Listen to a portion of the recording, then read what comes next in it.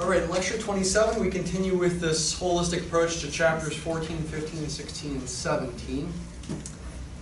So continuing to talk about polynomial rings and factorization and ideals and factor rings, and then your completion homework to work on for Monday, which again you will not be turning in, will be from chapter 15 on ring homomorphisms, which I haven't talked about yet. I think, as I mentioned in a note I sent to you last night, it would be good to emphasize some things from the exercises in chapter 14 that are worth remembering.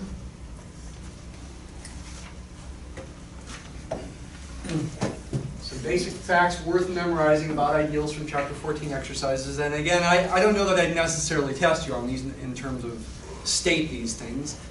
I guess I feel like you should know them well enough to not necessarily state them, but identify whether they're true or false, maybe. On a true-false quiz question or test question or multiple choice. Uh-oh, what's going on here? Okay, hopefully that won't happen again. So a bunch of different exercises with some factual information that's worth knowing. First one to highlight is exercise 3. What is this? This is the ideal generated by n ring elements. It's generalizing the idea of a principal ideal generated by one element. By definition, in one of the examples in the book, this is a definition.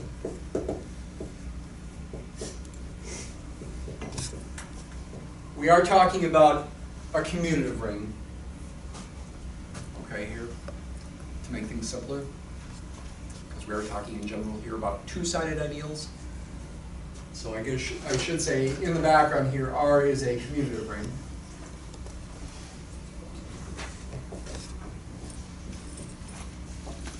By definition, this is the set of all, you could call them linear combinations. It's not exactly the same concept as in linear algebra, but it's kind of similar. The set of all things that can be made by combining the A's in this way, where these Ri's are arbitrary ring elements. It's kind of like a linear combination of the A's, except the coefficients, the scalars, are ring elements. They're not real numbers, for example, like they would be with vector spaces.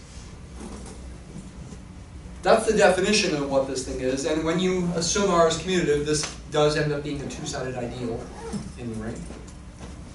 But it's also worth knowing this fact.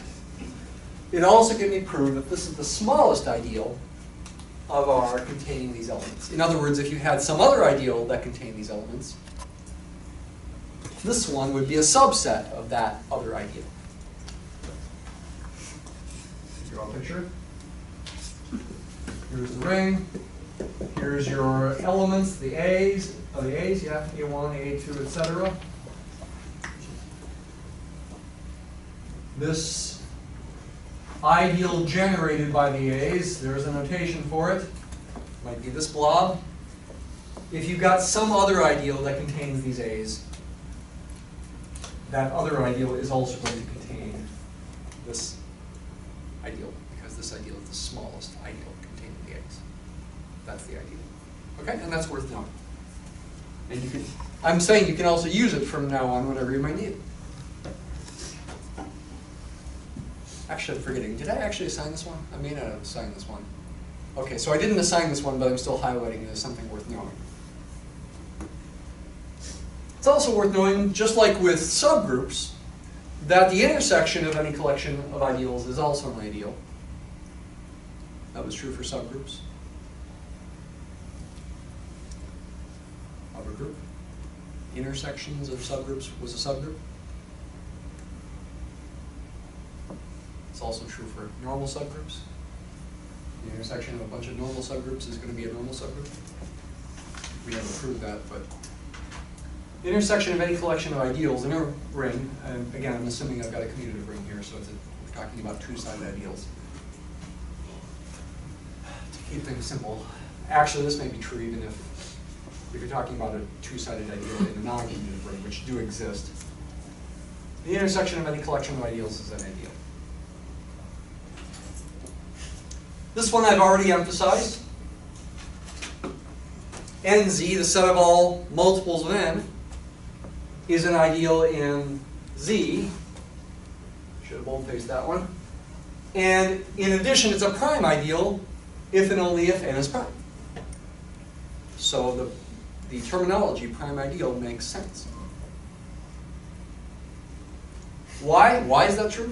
It's basically Euclid's lemma, at least for one of the directions.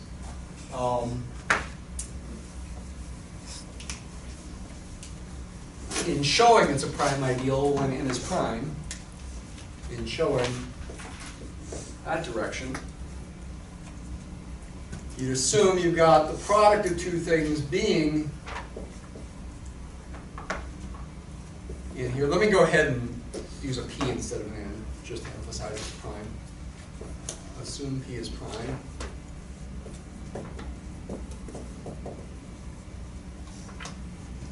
You got the product of two things being in this ideal, which, by the way, is the same as the principal ideal generated by p.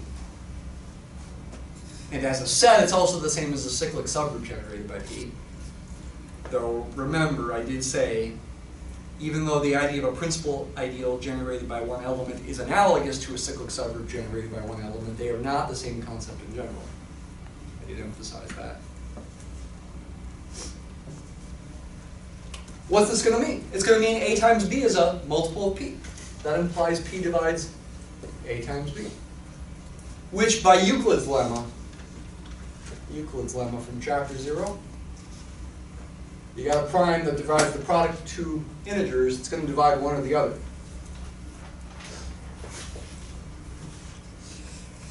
And that will then imply that A is in PZ or B is in PZ. And that's the definition of a prime ideal.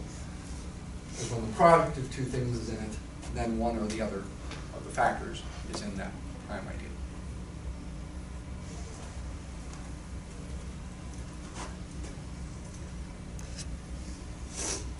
It's not an exercise here, but it's also true that this is going to be a maximal ideal if and only if n is prime. Because in Z, prime ideals and maximal ideals really are the same concept.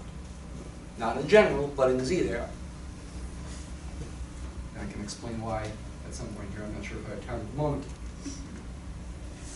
Here's kind of a strange little fact.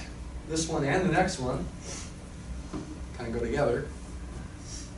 If A is an ideal of a ring R, and 1, the unity is in A, then A equals R. That should seem a little surprising. Well, what else would that mean? That would also mean if you've got an ideal that doesn't equal the ring, that the ideal doesn't have 1 in it. The contrapositive of this? If you've got A, an ideal in R, and it doesn't equal all of R, it can't have 1 in it, even if R's got 1. Because of this fact. It's going to have 0 in it. It's going to have the additive identity for sure, but not 1 if it doesn't equal R. This is worth knowing. These are definitely things to try to remember. Again, maybe not just for true-false questions and multiple choice questions on quizzes and exams, but also just in case you might need them on the exams for something else. But you should also be able to prove it. It's not too hard to prove. Certainly A is a subset of R, so the only thing to show is that R is a subset of A as well. Certainly, by definition, we've got A being an ideal of R, so it's going to be a subset of R. So the only thing left to show is this. So give me an arbitrary little r and capital R. How do I show it is an A? Somehow the fact that 1 is an A must be relevant. Does anybody see how the argument would go here? It's a pretty short argument. Think superclosed. superabsorbent, that property of ideals, a fundamental property of ideals.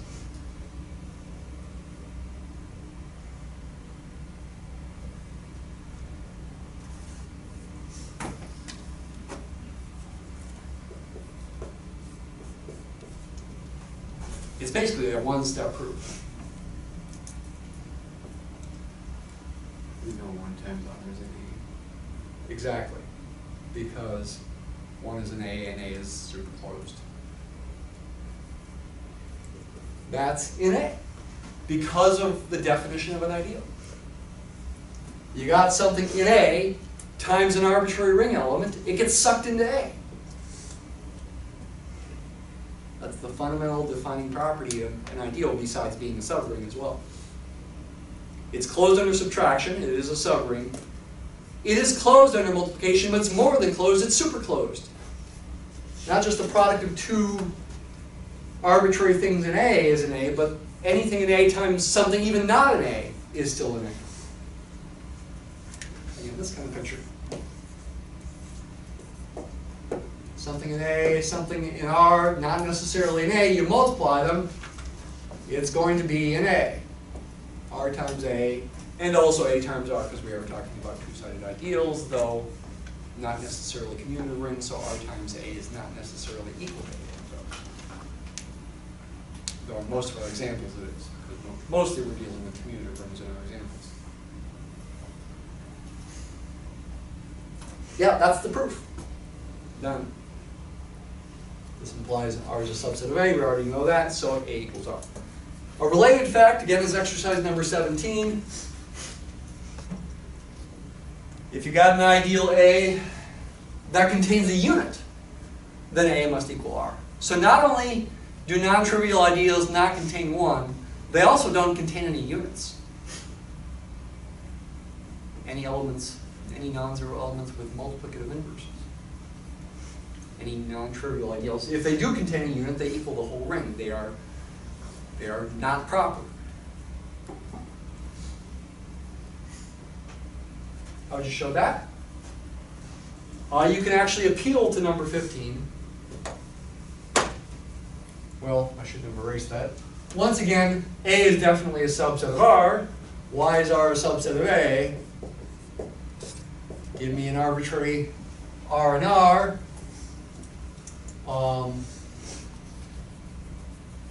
Well, actually, if we're going to appeal to number 15,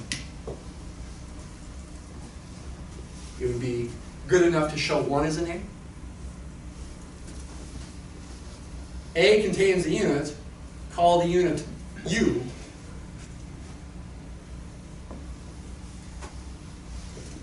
A unit. U inverse, the multiplicative inverse of U exists in R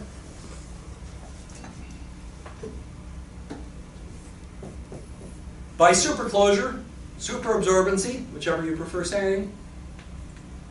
The product of these things is an A, which is 1.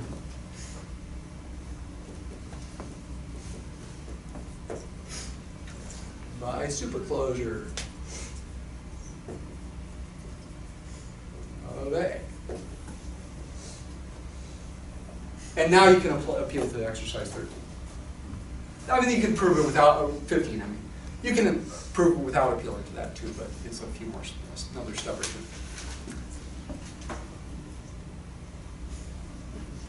So non-proper ideals, or excuse me, proper ideals cannot contain 1. They also cannot contain any units.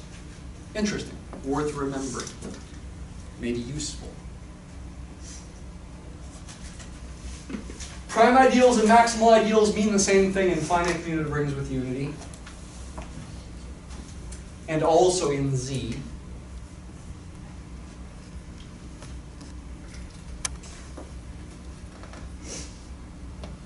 There's another little interesting fact, actually related to 15 and 17. Let R be a commutative ring with unity. R is a field if and only if the only ideals of R are the trivial one and the non-proper one, the whole ring. Fields are not interesting in terms of their ideals. There's only two of them. Why? Well, if you had a non-trivial proper ideal, since it's a field, it would contain a unit. So exercise 17 would say it's the whole thing. So it's actually not proper. Contradiction. Fields are plenty interesting, don't get me wrong. But in terms of their ideal structure, they're not so interesting. They only have two. And so in terms of factor rings, they're also not so interesting. Because if you form the factor ring of R by one of these two things, it's not that interesting. You take R mod this, you get R, essentially. Isomorphic to R. You take R mod itself, you get something isomorphic to the trivial ring. So in terms of ideals and factor rings, fields are not something we think about with that. You can construct fields by taking factor rings of other rings, and that's a real big thing, actually. You can take rings, as we will actually here in a few minutes, and create a factor ring that does happen to be a field. But if you've got a field to start with, then there's no reason to consider a factor ring for the field.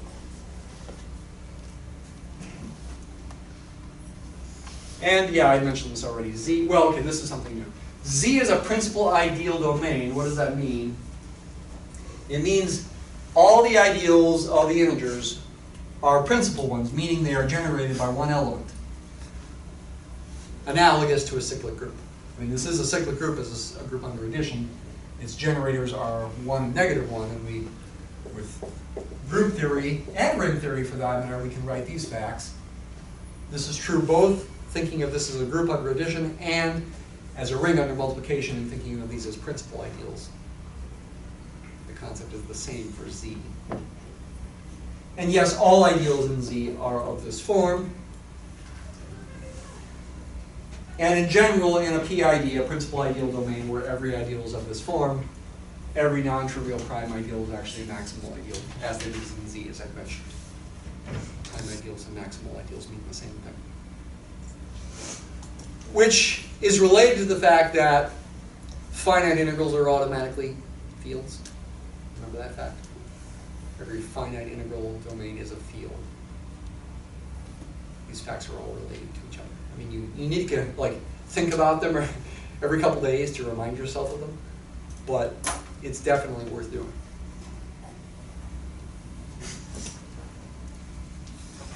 All right, on to looking at the example from the end of lecture 26b, the examples.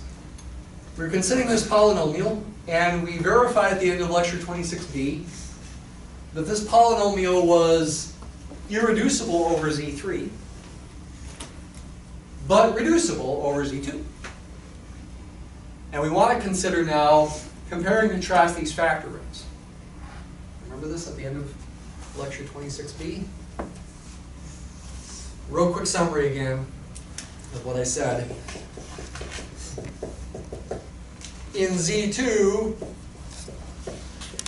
f of 0 is 1, which is not 0, but f of 1 is 1 plus 1 is 0. So, so this is reducible over Z2.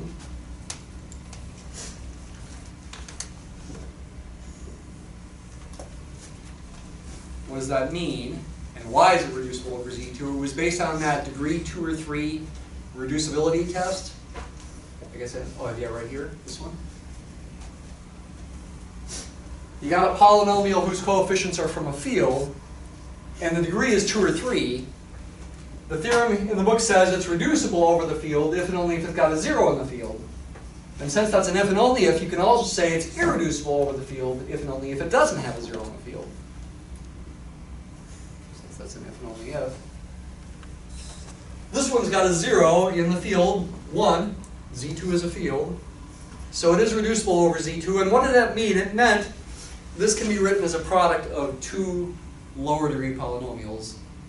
And in fact, over Z2, it's the same polynomial. It was x plus 1 times itself in Z2x.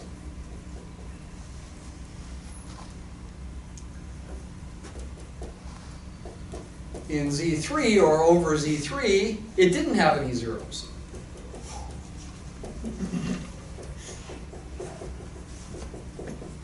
F of 2, 2 squared plus 1 was 5. Mod 3 is 2. It was irreducible by this test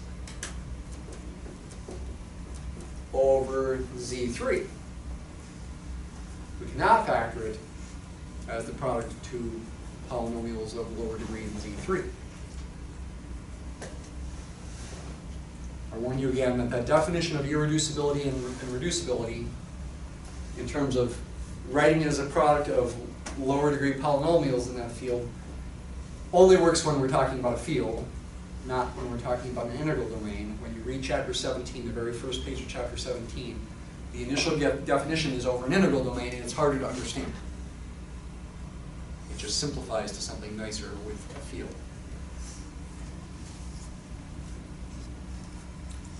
We did a little calculation before the end of lecture 26B. We're going to do more calculations right now. I want to show you something in Mathematica, though, to help us do lots of calculations, actually.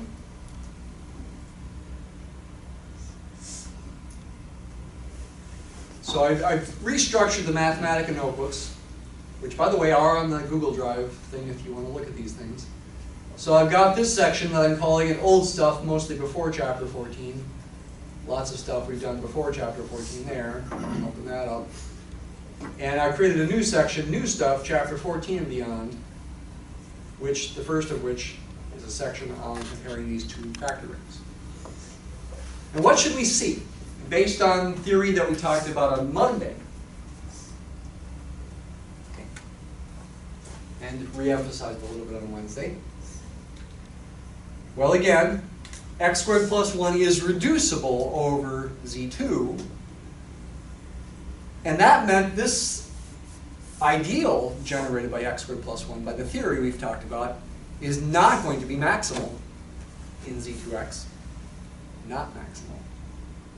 So this factor ring should not be a field. Remember, when you've got an ideal that's maximal in a ring, you form the factor ring, it's going to be a field. This one should not be a field. On the other hand, x squared plus 1 was irreducible over Z3, so considering this ideal as an ideal in Z3x, it should be maximal. And this factor ring should be a field. That's what we should see.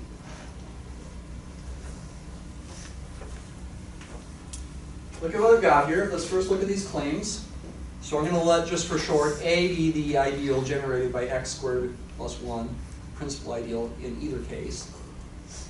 Claim 1 is that the first factor ring, which is going to be the one that's not going to be a field, has 4 elements.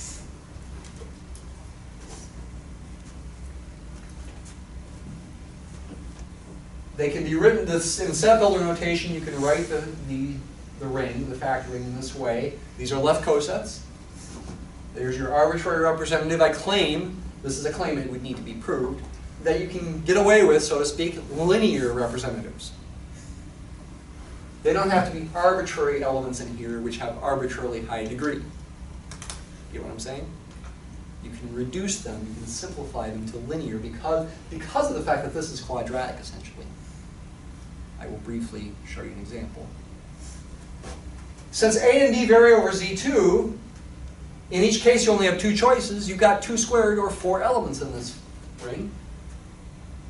The 0 coset, which is just A itself, 0 plus A, or just A. The multiplicative identity, the unity, 1 plus A. X plus A and X plus 1 plus A are your 2 non-zero, non-unity elements. Claim 2, this one, now we're talking about Z3 as being the polynomial ring. For this factor ring, I once again claim that you can get away with representatives that are linear.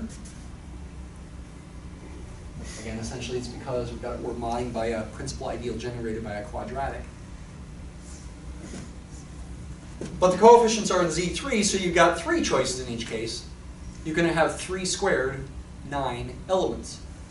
these elements. These are 9 of them. Just double check that. 1, 2, 3, 4, 5, 6, 7, 8, 9 of them. So there's what those two-factor rings are as sets. How would you prove the claim? Well, we're not going to prove it completely, but let's just do an example. Say in the first situation, say you had a coset that you wrote in terms of, say, a cubic first. Say this cubic. Okay? Such a coset is an element of this factor ring. You don't see it here because these things are showing you different, simpler coset representatives. Better to use simple coset representatives if you can. This is going to equal one of those 4 elements. Which one is the question? You want to use the fact that A is the ideal generated by x plus 1, and therefore x squared plus 1 plus A gets sucked into A. It's an element of A. It's 0 plus A, or A. That's not the superabsorbency of ideals. That's just a coset property there. X squared plus 1 plus A is in A, and therefore it equals 0 plus A. It's analogous to the property that we initially wrote like this. AH equals H if and only if A was in H when we were talking about cosets initially with group theory. It's that same property except with summation notation, because the group operation is addition. That's why we use this notation with rings, is because the group operation is addition. And this is equivalent to saying, by subtracting 1 from both sides, x squared plus A is negative 1 plus A, but hey, wait a minute. Coefficients that we're talking about here are either Z2 or Z3. We're doing the first example, we're considering Z2. So this is 1 plus A in Z2x mod A. Do mod 2 arithmetic with coefficients. So what this is saying is you can always replace x squareds with 1. And because of that, you can also replace x cubes with x. Because of that. Essentially what I did there was I multiplied both sides of this equation here by x plus A and used coset multiplication. So x cubed can be replaced with x, and x squared can be replaced with 1. So this equals x plus 1 plus x plus 1 plus A. But we're doing mod 2 arithmetic, so x plus x is 0 and 1 plus 1 is 0. This is 0 in the factor ring. That's 0. That's the 0 element, the additive identity.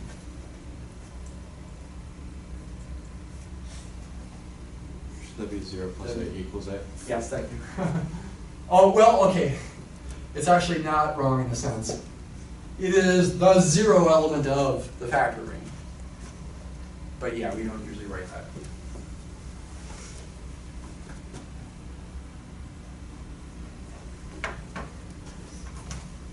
So that's the idea of verifying the claim, but you have to argue more generally.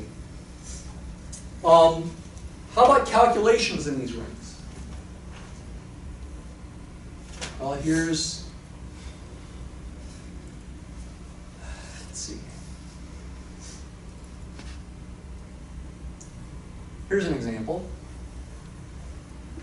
A few examples, actually. Blue, red, then blue are 3 different examples.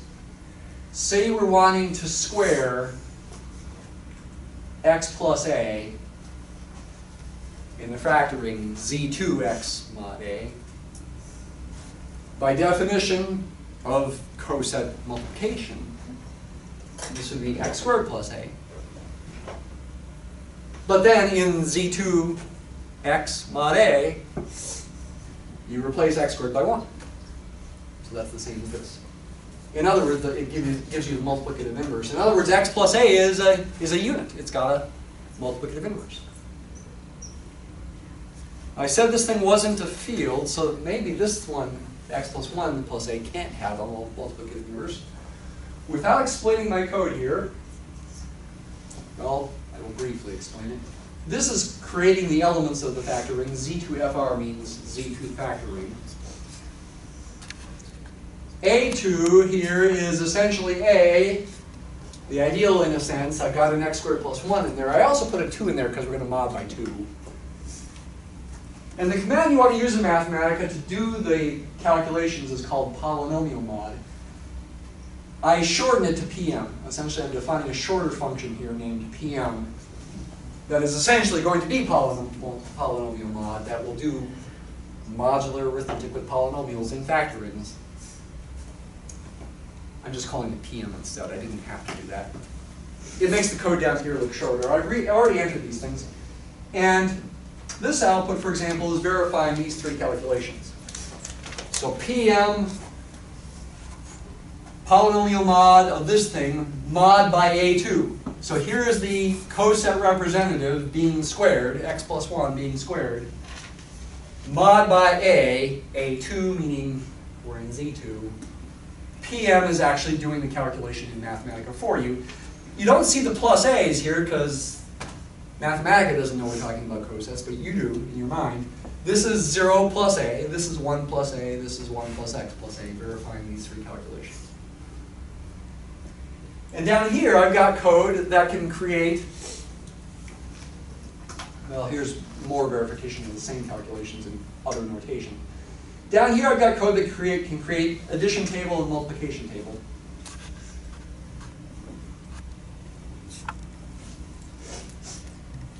And we do notice here, here's the multiplication table on the right. We do notice that 1 plus x plus a is in fact a zero divisor. When you square it, you get 0. It's a nilpotent element. Anytime you have a non-zero nilpotent element, it's going to be a zero divisor. And that means that's enough to say this is not a field. 1 plus x plus a, or x plus 1 plus a if you prefer, is a zero divisor.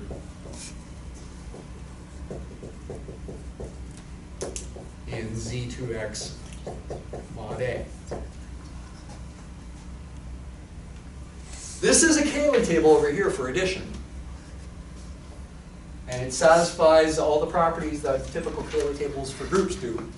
And you do notice all elements have additive order 2, which should make sense. The characteristic of this ring would be 2. This is the multiplication table. You see all the zeros. You see 1 acting like a unity.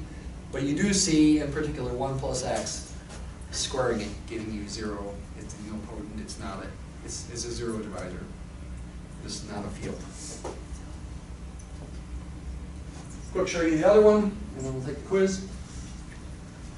Z3FR means the elements of Z3x factoring where we're modding by A. Notice I have an A3 here that's got a 3 in it instead of a 2, so I'm doing mod 3 arithmetic. Here's examples of some calculations. If you're rewatching this video sometime after class, here's where you maybe want to pause it and copy those calculations down and double check them. In Z3, we're going to replace x squared with negative 1, but that equals 2 in Z3. Negative 1 equals 2 in Z3. Anyway, you get Mathematica to give you the Cayley tables. Let's look at the multiplication table, which is really the second one here. I mean, that's not a proof that the non-zero elements form a group under multiplication, but it's at least more believable because you don't see any zeros in the main body. You only see zeros along the left side and the top. Is every non-zero element its own multiplicative inverse? No. X, for example, is not its own multiplicative inverse. 1 and 2 are. You see 1's there and there. X is not, 2x is not, 1 plus x is not, 2 plus x is not, 1 plus 2x is not. This goes off the screen a little bit. And 2 plus 2x is not. We don't see any 1's. So the non-zero elements form a group under multiplication, but it's not going to be isomorphic to be a group of order A. It would not be isomorphic to Z2 external direct product with itself 3 times because there are elements that have an order higher than 2. Let's take the quiz, then we'll go over this again, okay, after the quiz.